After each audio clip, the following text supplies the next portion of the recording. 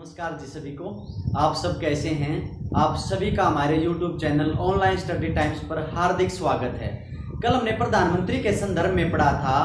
हमने उनकी नियुक्ति, आयु और कौन उनको शपथ दिलाता है, इसके साथ साथ हमें उनके वेतन के बारे में जाना था, उनकी कार्य एवं शक्तियां तथा वो किसको अपना त्याग पत्र देते हैं, इसके बारे में भी पढ़ा था। आज हम स्वतंत्र भारत के समस्त प्रधानमंत्रियों के बारे में पढ़ेंगे। तो आइए शुरुआत करते हैं पंडित जवाहरलाल नेहरू से। हमारे प्रथम प्रधानमंत्री कौन थे? पंडित जवाहरलाल नेहरू।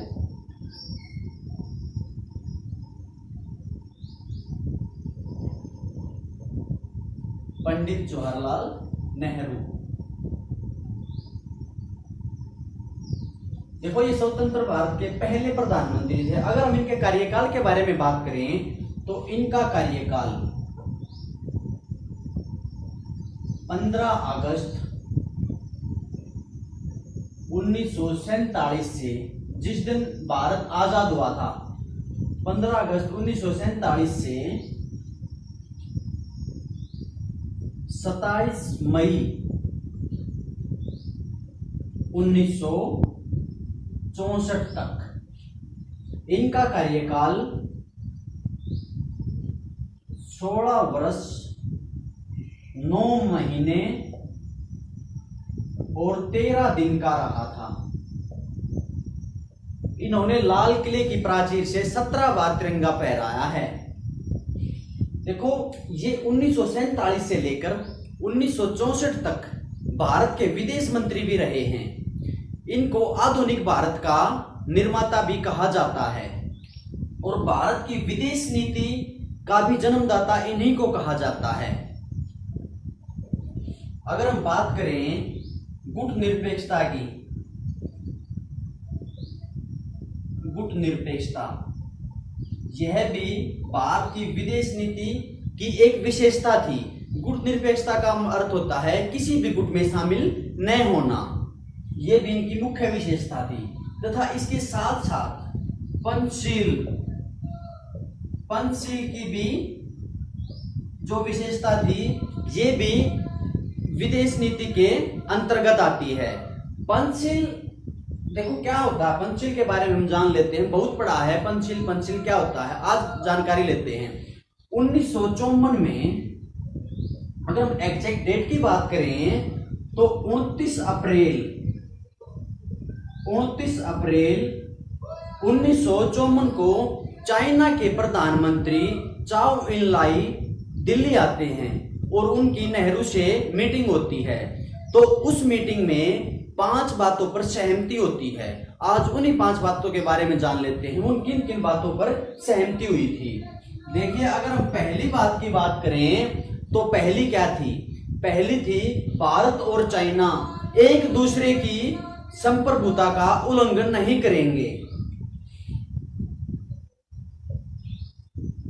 भारत और चाइना एक दूसरे की जो संप्रभुता है उसका उल्लंघन नहीं करेंगे, पहली बात थी ये। अगर हम दूसरी बात की बात करें तो दूसरी थी भारत और चाइना एक दूसरे पर आक्रमण नहीं करेंगे, यानी एक दूसरे पर अटैक नहीं करेंगे। अगर हम तीसरी बात की बात करें तो तीसरी क्या थी? दोनों एक दूसरे के शांतिपूर्ण सह अस्तित्व का पालन करेंगे, यानी शांति बनाए रखेंगे, शांतिपूर्ण सह अस्तित्व का पालन करेंगे।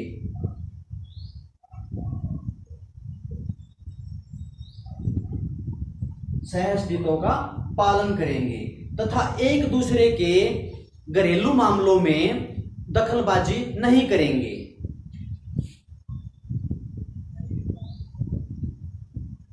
एक दूसरे के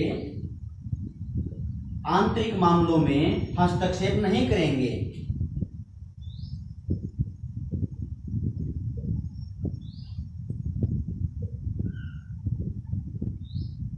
एक दूसरे के आंतरिक मामलों में हस्तक्षेप नहीं करेंगे। और 5वीं और अंतिम बात क्या थी? एक दूसरे को लाभ पहुंचाएंगे और समानता का भाव रखेंगे, यानी एक दूसरे को प्रॉफिट पहुंचाएंगे, लाभ पहुंचाएंगे और समानता का भाव रखेंगे। तो ये पंचशील का सिद्धांत है। इन्हीं 5 बातों को पंचशील का सिद्धांत कहा जाता है, जो कि भारत के प्रधानमंत्री जवाहरलाल नेहरू और चाइना के प्रधानमंत्री चाओ इन लाई के बीच 29 अप्रैल 1954 को दिल्ली में ये सहमति हुई थी। तो ये पंचशील की जो विशेषता थी, ये भी नेहरू के समय की ही थी। आप इस बात को भी ध्यान रखना।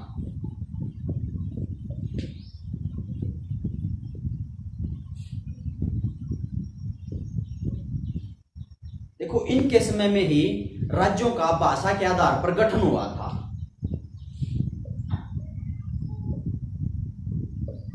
राज्यों का भाषा के आधार पर गठन हुआ था और 7वां संविधान संशोधन 1956 में हुआ है। उसमें राज्य पुनर्गठन आयोग बनाया गया था, जो आज तक का पहला और अंतिम आयोग था, अंतिम कमीशन है। राज्य पुनर्गठन आयोग, ये जस्टिस फजल अली की अध्यक्षता में बनाया गया था। हमने इसके बारे में पहले भी बातें की हुई है। तो इससे भाषा के आधार पर 14 राज्य और 6 यूटी बनाए गए थे, यानी 14 स्टेट और 6 केंद्र शासित प्रदेश बनाए गए थे। ये भी सभी घटनाएं नेहरू के समय में ही हुई थी। इसके साथ साथ अगर हम जाने तो ओबीसी के लिए, ओबीसी को आरक्षण देने के लिए, अदर पिछड़ा वर्ग है जो, उसको आरक्षण के लिए काका केलकर की अध्यक्षता में एक आयोग बना था। काका केलकर की अध्यक्षता में वो आयोग भी इन्हीं के समय में बना था। तो आप इस बात का भी ध्यान रख सकते हैं। इसके साथ साथ और क्या हुआ था नेहरू के समय में? देखिए, नेहरू के समय में एक बेरूबाड़ी का वाद, बड़ा ही फेमस वाद है, उसके बारे में भी बात कर लेते हैं। वो क्या है?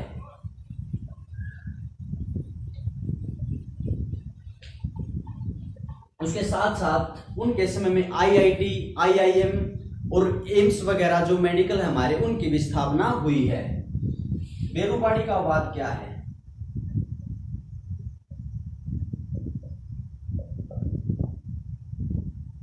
देखो, बेरूबाड़ी का जो वाद है, इसमें क्या हुआ था? 1958 में भारत के प्रधानमंत्री पंडित जवाहरलाल नेहरू और पाकिस्तान के तत्कालीन प्रधानमंत्री फिरोज खान नून के बीच एक समझौता हुआ था। ये जो बेरूबाड़ी का क्षेत्र था, ये एक जगह थी और ये पाकिस्तान की जगह थी। फिरोज खान नून और नेहरू के बीच एक समझौता होता है और ये जगह पाकिस्तान को देने के लिए नेहरू सहमत हो जाते हैं। इसके बाद विपक्ष बहुत जोरदार हंगामा करता है, विरोध करता है। तो जवाहरलाल नेहरू क्या करते हैं? अनुच्छेद 143 के अनुसार, जो प्रेसिडेंट रेफरेंस है, इसके द्वारा राष्ट्रपति से, सुप्रीम कोर्ट से पूछवाते हैं राष्ट्रपति के माध्यम से कि क्या कोई जमीन हम संधि या समझौतों के तहत किसी अन्य देश को दे सकते हैं। तो फिर उस समय हमारे जो राष्ट्रपति थे, उन्होंने आर्टिकल 143 के तहत सुप्रीम कोर्ट से सलाह ली और सुप्रीम कोर्ट ने कहा कि आप संविधान में संशोधन करके कोई भी जमीन किसी अन्य देश को दे सकते हैं। तो उसके बाद नेहरू ने 9वां संविधान संशोधन किया और ये जमीन पाकिस्तान को दी। तो ये था एक बेरूबाड़ी का बड़ा प्रसिद्ध वाद, और ये जजमेंट आई थी सुप्रीम कोर्ट की 1960 में।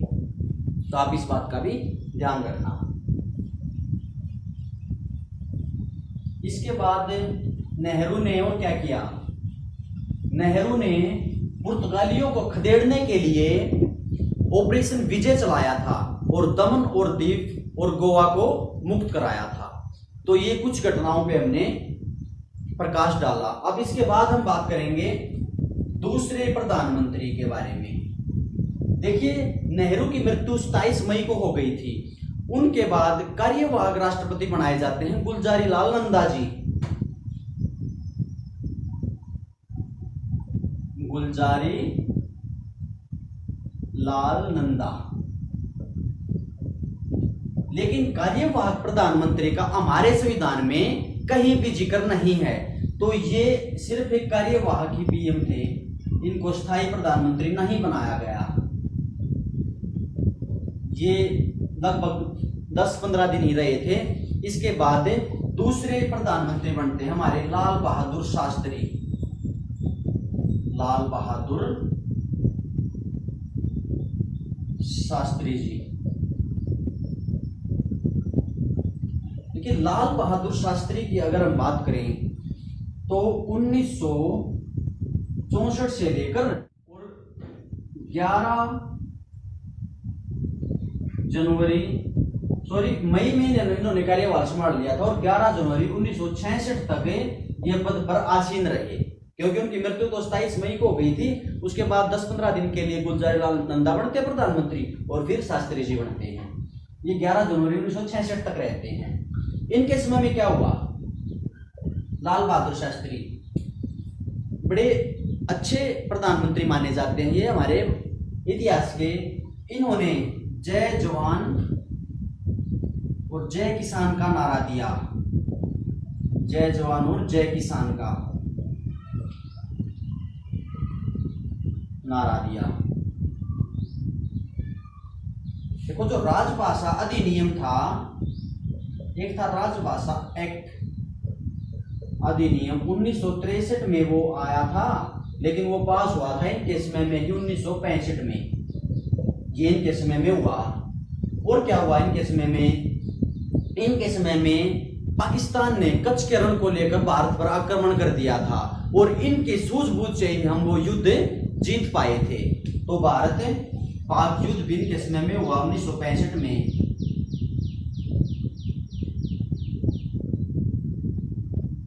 1965 में वो भी इनके समय में हुआ। देखिए, हरित क्रांति हुई थी एक, जो हरित क्रांति हुई थी 1966 में। हरित क्रांति होती है 1966 में। वैसे तो ये इनकी मृत्यु के बाद हुई थी, लेकिन इसकी जो पृष्ठभूमि थी वो शास्त्री जी ही तैयार करके जा चुके थे। इसके बाद क्या होता है, ताशकंद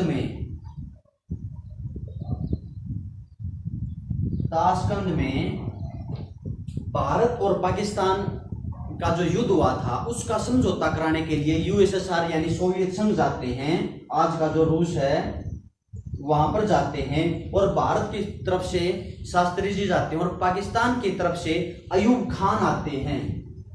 कौन आते हैं, अयूब खान। अयूब खान बहुत ही लंबे तो तगड़े व्यक्ति थे, लेकिन हमारे शास्त्री जी एक किसान टाइप के नीचे छोटे व्यक्ति थे, लेकिन वैसे इनका कद बहुत बड़ा था।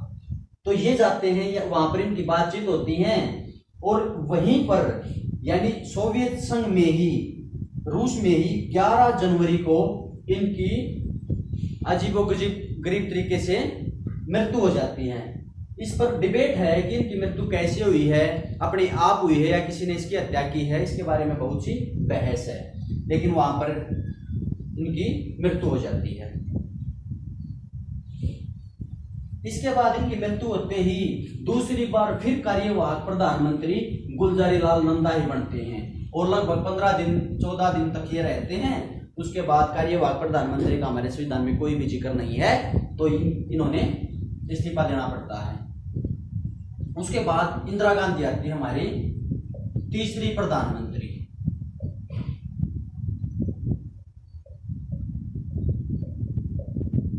इंदिरा गांधी, देखो ये आती हैं 1966 में।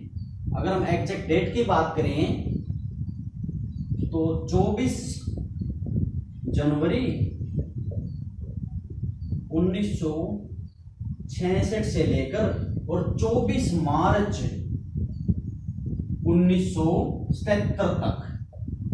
11 जनवरी को लाल बहादुर शास्त्री की मृत्यु हो जाती है और इनके जो बीच का समय था उसमें गुलजारी लाल नंदा कुछ समय के लिए कार्यवाहक प्रधानमंत्री बनते हैं, लेकिन उसके बाद फिर इंदिरा गांधी स्थायी प्रधानमंत्री बन जाती हैं और 11 जनवरी 66 से लेकर 24 मार्च 1977 तक लगभग 11 साल और 2 महीने का इनका कार्यकाल रहता है। तो इंदिरा गांधी के समय में क्या क्या हुआ, कुछ बातों पे हम डिस्कस कर लेते हैं। वैसे तो बहुत लंबा कार्यकाल है, बहुत सारी घटनाएं हुए थे, लेकिन अगर हम सभी घटनाओं पर बात करेंगे तो क्लास काफी लंबी हो जाएगी, इसलिए मुख्य बातों को हम जान लेते हैं। देखो, जब ये प्रधानमंत्री बन के आई तो 1967 में एक बड़ा फेमस मुकदमा हुआ था हमारे भारत के इतिहास में। क्या हुआ था? गोलकनाथ वर्सेस पंजाब सरकार।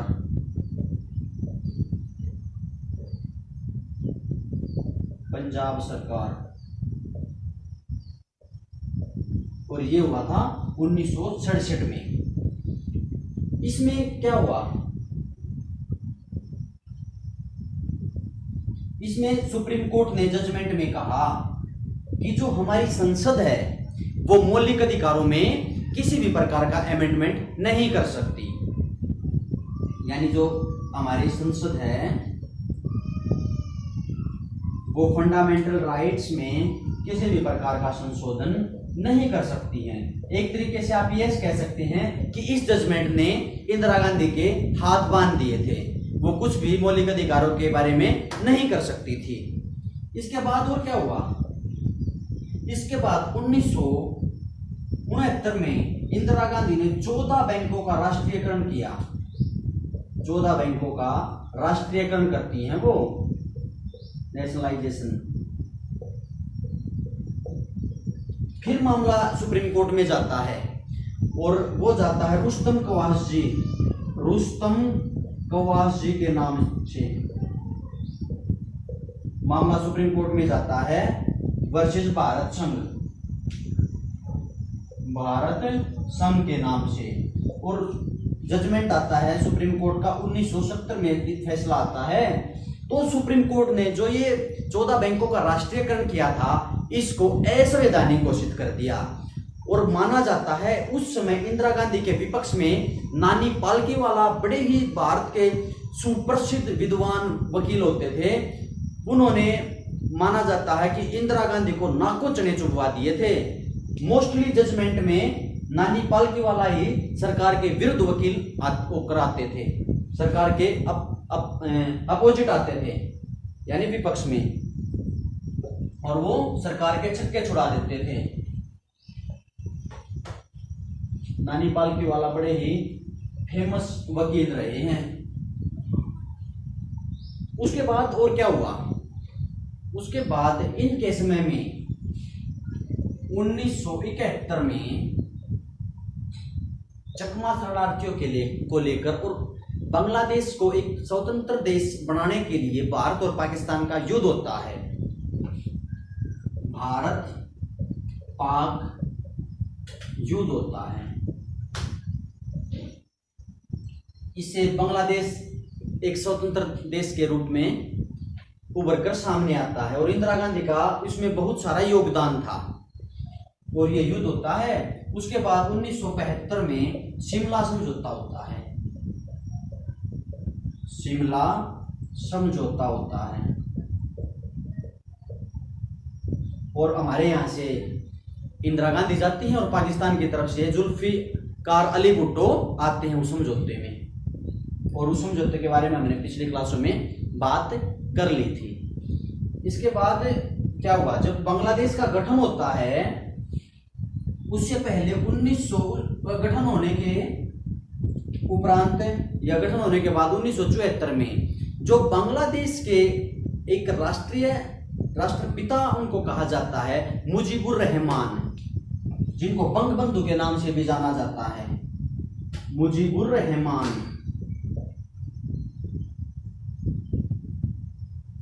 इनको बांग्लादेश का राष्ट्रपिता कहा जाता है, बंगबंधु के नाम से भी जाना जाता है। इनके बीच इनकी और इंदिरा गांधी के बीच लैंड बाउंड्री एग्रीमेंट होता है और ये कब होता है? 1974 में।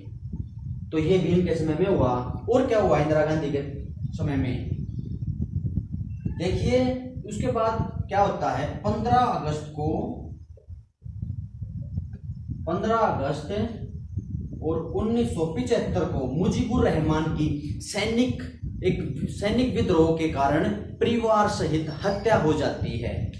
और इसके बाद 15 अगस्त को हम अपना स्वतंत्रता दिवस मनाते हैं, और लेकिन बांग्लादेश इसको काला दिवस के रूप में मनाता है, ब्लैक डे मनाता है, क्योंकि इनके जो राष्ट्रपिता थे उनकी मृत्यु कर दी गई थी परिवार सहित सैनिक विद्रोह के कारण, सैनिक विद्रोह में। तो ये भी इंदिरा गांधी के समय में हुआ। इसके बाद और क्या हुआ, हमने बात की थी राष्ट्रीय आपातकाल के बारे में। जो 25-26 जून की रात को राष्ट्रीय आपातकाल लगा था, वो भी इनके समय में ही लगा था। नेशनल इमरजेंसी अनुच्छेद 352 के तहत राष्ट्रीय आपात, वो भी इन्हीं के समय में लगा। इसके बाद और क्या हुआ, इसके बाद इंदिरा गांधी ने 42वां संविधान संशोधन किया 1976 में, और लोकसभा का कार्यकाल 5 वर्ष से बढ़ाकर कितना कर दिया, 6 वर्ष कर दिया। चुनाव 1971 में हुए थे, अगले चुनाव 1976 में होने थे, लेकिन इंदिरा गांधी ने वो समय सीमा बढ़ा दी। इसके बाद चुनाव 1977 में होते हैं। कब होते हैं, 1977 में। और इन चुनाव में इंदिरा गांधी की बुरी तरह हार हुई थी, और जनता पार्टी की सरकार बनी थी मोरारजी देसाई के नेतृत्व में। तो इसके बाद इंदिरा गांधी के बाद अगले प्रधानमंत्री कौन बनते हैं, मोरारजी देसाई। अगर हम अगले प्रधानमंत्री की बात करें तो वो थे मोरारजी देसाई। देखो ये बढ़ते हैं 1977 से लेकर 1979 तक। ये एक गठबंधन की सरकार थी, ये पहली गैर कांग्रेसी सरकार थी, गैर कांग्रेसी सरकार थी, ये जनता दल की सरकार थी।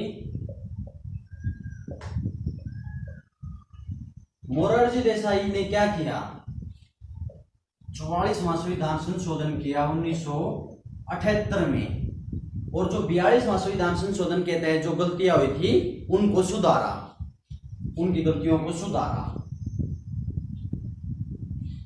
और क्या हुआ, देखो जो मोरारजी देसाई थे, इनके समय में इन पे कहीं ना कहीं दबाव था, और दबाव के चलते इन्होंने इस्तीफा भी दे दिया था। और मोरारजी देसाई को ही पाकिस्तान का सर्वोच्च सम्मान, पाक का सर्वोच्च सम्मान भी मिला हुआ है। देखिए, भारत का सर्वोच्च सम्मान है भारत रत्न, और पाकिस्तान का सर्वोच्च सम्मान है निशान ए पाकिस्तान। तो वो मोरारजी देसाई को भी मिला हुआ है, पहली बार इन्हीं को मिला था। उसके बाद इन्होंने दबाव के चलते इस्तीफा दे दिया।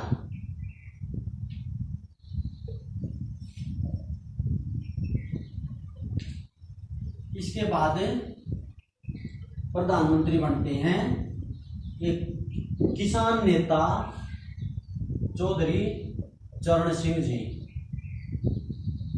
चौधरी चरण सिंह। अगर हम इनके कार्यकाल की बात करें तो 1979 से लेकर 1980 तक इनका कार्यकाल था। ये एक किसान नेता थे, यूपी से आते थे, और एक जाट नेता के रूप में भी इनकी छवि थी। और इनके जन्म दिवस पर 23 दिसंबर को किसान दिवस मनाया जाता है, किसान दिवस मनाया जाता है।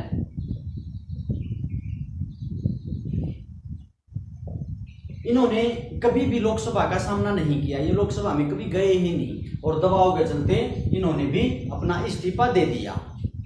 इनका इस्तीफा देने के बाद इंदिरा गांधी तब तक अच्छे खासी स्थिति में आ चुकी थी, और वो फिर से प्रधानमंत्री बनती हैं। यानी इनके बाद कौन बनती है, इंदिरा गांधी।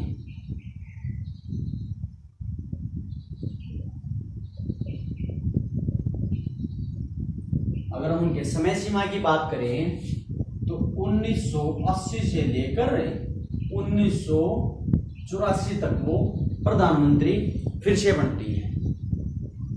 इनके समय में आते ही क्या हुआ, अगर हम पहले 1982 की बात करें तो अंटार्कटिका महाद्वीप पर भारत ने अपना रिसर्च सेंटर खोला। अच्छा काम हुआ। अंटार्कटिका महाद्वीप है जो, उस पे भारत ने अपना रिसर्च सेंटर खोला।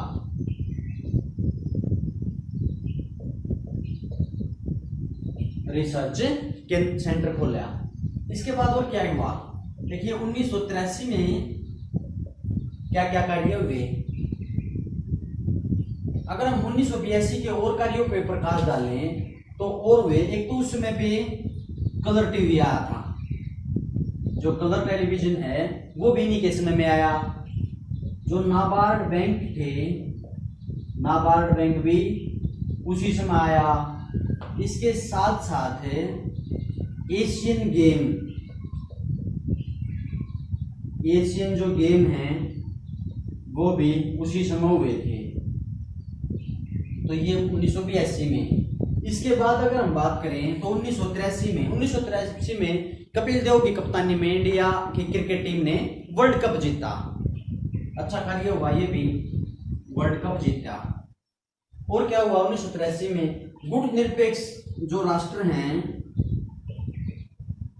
गुट निरपेक्ष राष्ट्रों का एक सम्मेलन हुआ। और वो सम्मेलन कहाँ हुआ, वो दिल्ली में हुआ, हमारी राजधानी में हुआ। ये किसी के समय में हुआ। इंदिरा गांधी के बाद फिर इनके पुत्र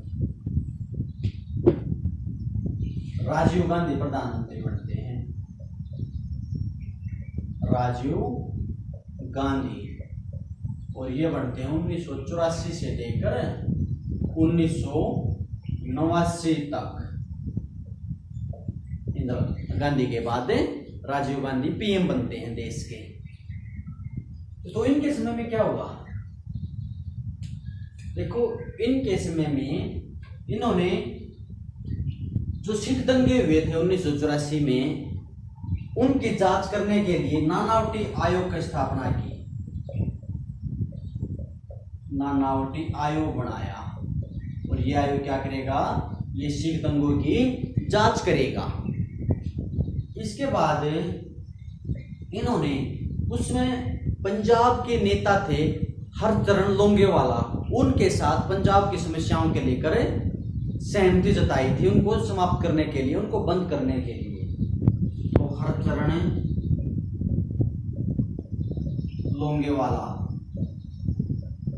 लोंगेवाला के साथ इन्होंने पंजाब की समस्याओं के लेकर बातचीत की थी। बाद में लोंगेवाला की भी मृत्यु हो गई थी, और उसके बाद 1991 में राजीव गांधी की भी हत्या कर दी गई थी। और उन्होंने और क्या किया, इन्होंने 52वां संविधान संशोधन करके 1985 में 10वीं अनुसूची जोड़ी और दल बदल विरोधी कानून बनाया। और इन्होंने क्या किया, इन्होंने 61वां संविधान संशोधन करके 1988 में जो वोट डालने की आयु 21 वर्ष थी पहले, उसको 18 वर्ष कर दिया। तो ये भी इनके समय में हुआ। और अंत में श्रीलंका में इन्होंने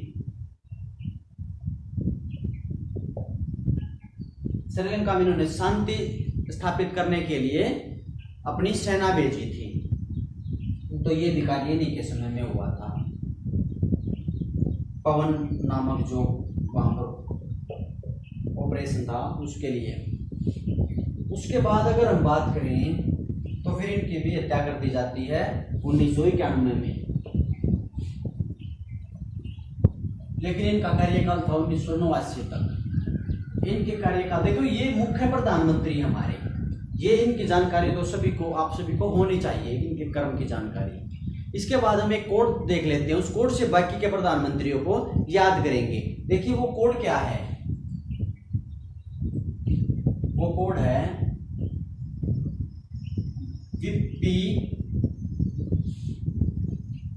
वीपीसीपीवी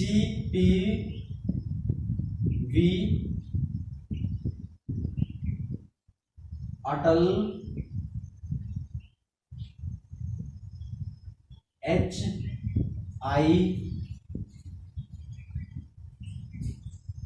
अटल अटल। देखो ये कोड है, इसके साथ हम कुछ प्रधानमंत्रियों के बारे में जानेंगे। हमने राजीव गांधी तक तो सभी को याद कर लिया, उसके बाद ये कोड बनाया हमने। वीपी से विश्वनाथ प्रताप सिंह, सी से चंद्रशेखर, पीवी से पीवी नरसिम्हा राव और अटल से अटल बिहारी वाजपेयी, एच से एच डी देवगौड़ा और आई से आई के गुजराल। उसके बाद अटल बिहारी वाजपेयी और अटल बिहारी जी, आई के गुजराल के बाद अटल अटल। तो हम उसके बाद देखते हैं वीपी से विश्वनाथ प्रताप सिंह, विश्वनाथ प्रताप सिंह ये प्रधानमंत्री बनते हैं राजीव गांधी के कार्यकाल के बाद। तो इनकी अगर हम बात करें तो 1989 से लेकर इनका कार्यकाल था 1990 तक इनका टर्म पीरियड था। देखिए इनके समय में कुछ खासा काम तो हम नहीं बोल सकते क्योंकि एक साल भी बड़ी मुश्किल से रुके थे, लेकिन इसके समय में ओबीसी को आरक्षण दिया गया।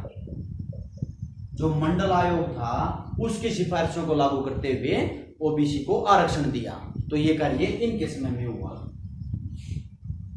और जो इनकी सरकार थी वो एक गठबंधन की सरकार थी, गठजोड़ की सरकार थी। बीजेपी के साथ इनका गठबंधन था। यह गठबंधन ज्यादा टाइम तक नहीं चला सका और अंत में अविश्वास प्रस्ताव के द्वारा इनको हटा दिया गया। तो ये बात आप ध्यान रख सकते हैं। इसके बाद अगले प्रधानमंत्री कौन बनते हैं? अगले बनते हैं चंद्रशेखर जी। देखो चंद्रशेखर का अगर हम कार्यकाल की बात करें तो 1990 से लेकर 1991 तक इनका कार्यकाल रहा है। इनके समय में क्या हुआ था? छोटा कार्यकाल है, ज्यादा काम तो नहीं कर सके, लेकिन इनके समय में सर अपना हमारी बात का सोना गिरवी रखा गया था। सोना गिरवी रखा गया था, ये बात आप ध्यान रखना। और ये एक भी गठबंधन की सरकार थी, ये कांग्रेस के गठबंधन के साथ ये सरकार बनी थी। तो यह बात आप ध्यान रखना। इसके बाद कौन आते हैं? इसके बाद आते हैं अगले प्रधानमंत्री पीवी नरसिम्हा राव।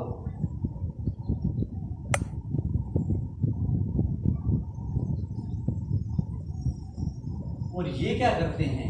अगर इनके कार्यकाल की बात करें तो 1991 से लेकर 1996 तक इनका कार्यकाल रहता है। ठीक है, पीवी नरसिम्हा राव जी का। देखो इनको भारत का चाणक्य एवं मौनी बाबा भी कहा जाता है। वो क्यों कहा जाता है? क्योंकि इनको 18 भाषाओं का ज्ञान था। भारत का चाणक्य एवं मौनी बाबा, मौनी बाबा भी इनको कहा जाता है क्योंकि ये 18 लैंग्वेज जानते थे, इसलिए कहा जाता है। इनके समय में और क्या हुआ? देखो इनके समय में जो वित्त मंत्री थे वो कौन थे? वो थे मनमोहन जी, सरदार मनमोहन जी। और इन्होंने भारत की आर्थिक व्यवस्था को सुधारने के लिए बहुत सारे प्रयास किए थे। वित्त मंत्री थे मनमोहन जी। और पीवी नरसिम्हा राव के समय ही जो मिड डे मील होता है, जो बच्चों को मिलता है मिड डे मील,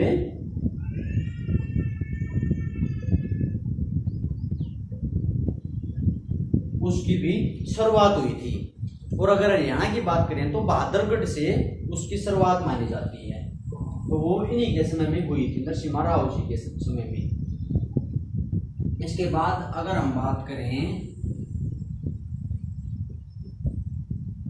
इन्होंने जो राजीव गांधी की हत्या हुई थी उसकी जांच के लिए जैन आयोग का गठन भी किया था। क्या किया था? जैन आयोग का गठन किया था राजीव गांधी की हत्या की जांच करने के लिए। इसके बाद क्या होता है? इसके बाद बनते हैं हमारे नेक्स्ट प्राइम मिनिस्टर, वो बनते हैं अटल बिहारी जी। अटल बिहारी वाजपेयी जी।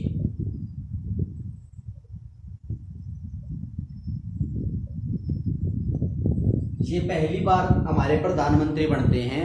इससे पहले ये मोरारजी देसाई की सरकार में विदेश मंत्री भी रहे हैं और इन्होंने संयुक्त राष्ट्र महासभा में पहली बार हिंदी में अपना स्पीच दिया था। तो ये क्या है? अटल बिहारी वाजपेयी प्रधानमंत्री बनते हैं, लेकिन उस समय सिर्फ 13 दिन के लिए प्रधानमंत्री बनते हैं और ये 1996 की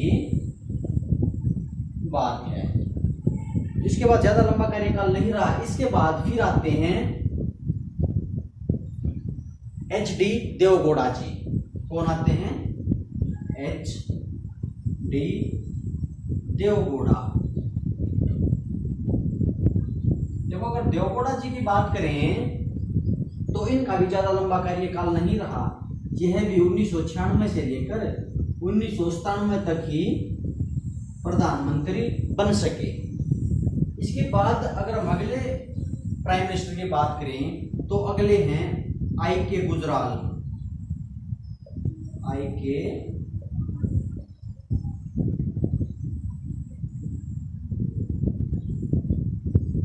गुजराल जी, और इनका भी ज्यादा लंबा कार्यकाल नहीं था। इनका भी सिर्फ 1997 से लेकर 1998 तक ही रहा है। छोटे छोटे कार्यकाल में ज्यादा लंबे नहीं टिक सके। इसके बाद अगर हम बात करें, इसके बाद फिर आते हैं अटल जी। देखो, ये एक बार यहाँ पे आए, दूसरी बार फिर, और तीसरी बार ये लगातार आएंगे। अब तो फिर आते हैं अटल बिहारी वाजपेयी जी। अटल बिहारी वाजपेयी जी फिर आते हैं दूसरी बार, और अब की बार ये लगभग एक साल रहते हैं, 1998 से लेकर 1999 तक। अगर हम इसके बाद फिर आते हैं तीसरी बार अटल बिहारी वाजपेयी जी। अटल बिहारी वाजपेयी जी, और ये आते हैं अब की बार 1999 से लेकर 2004 तक आते हैं। देखो, यहां पर इन्होंने क्या किया? फिर ये प्रधानमंत्री बनते हैं तो इन्होंने दूसरा परमाणु परीक्षण किया है। क्या किया है? दूसरा परमाणु परीक्षण। देखो, इससे पहले 18 मई 1974 को इंदिरा गांधी भी परमाणु परीक्षण कर चुकी थी, तो इन्होंने दूसरी बार किया फिर। और इन्होंने क्या किया? ये तीसरी बार प्रधानमंत्री बनते हैं, तो आप इस बात का भी ध्यान रखना। देखो, इनके बाद ये हमने कोड, पहले हमने कुछ प्रधानमंत्री डायरेक्ट याद किए, उसके बाद हमने कोड बनाया VP CPV। ये एक साथ है। VP यानी विश्वनाथ प्रताप सिंह, C से चंद्रशेखर सिंह, और PV से PV नरसिम्हा राव, अटल बिहारी वाजपेयी, HD देवगौड़ा, और I से IK गुजराल। उसके बाद अटल बिहारी वाजपेयी, फिर अटल बिहारी वाजपेयी, और इसके बाद के तो आप याद ही रख सकते हो मनमोहन जी और नरेंद्र मोदी जी। ये हमने इस कोड में नहीं डाले, वैसे डालने को डाल सकते थे हम। VP CPV अटल HI अटल और मोहन मोदी हम नीचे लिख सकते थे, लेकिन वो सभी याद रख सकते हैं, वो तो अभी की बात है। तो इसके बाद आते हैं हमारे नेक्स्ट प्रधानमंत्री जी, मनमोहन सिंह जी। हमारे सिख प्रधानमंत्री जी हैं। कौन है? मनमोहन, डॉक्टर मनमोहन जी, मनमोहन सिंह। ये हमारे प्रधानमंत्री बनते हैं। ये कब बनते हैं? अटल बिहारी वाजपेयी के बाद 2004 से लेकर और 14 तक ये हमारे PM रहते हैं। इनके समय में भी इन्होंने 2 कार्यकालों के लिए सत्ता संभाली थी। और अगर हम बात करें तो इनके समय में एक तो आया RTI, ये कब आया था आप सभी को पता है, अक्टूबर 2005 में। अगर हम बात करें तो इनके समय में और आया मनरेगा। मनरेगा भी इनके समय में आया, और मनरेगा कब आया, ये 2006 में आया। उसके बाद और क्या आया, उसके बाद जो घरेलू हिंसा को रोकने के लिए अधिनियम आया, घरेलू हिंसा को रोकने के लिए जो एक्ट आया वो भी इन्हीं की सरकार में आया था। तो इसके बाद हमारे तब उस अब जो हमारे वर्तमान प्रधानमंत्री जी हैं नरेंद्र मोदी जी, ये भी हमारे प्रधानमंत्री, और ये 2014 से लेकर अब तक हमारे प्रधानमंत्री जी हैं। और आप सभी को पता है कि नरेंद्र मोदी जी क्या क्या कार्य कर रहे हैं और जो इन्होंने कार्य किए हैं। तो आज बात की हमने भारत के प्रधानमंत्रियों के बारे में। आप सभी का हमसे जुड़ने के लिए बहुत बहुत धन्यवाद।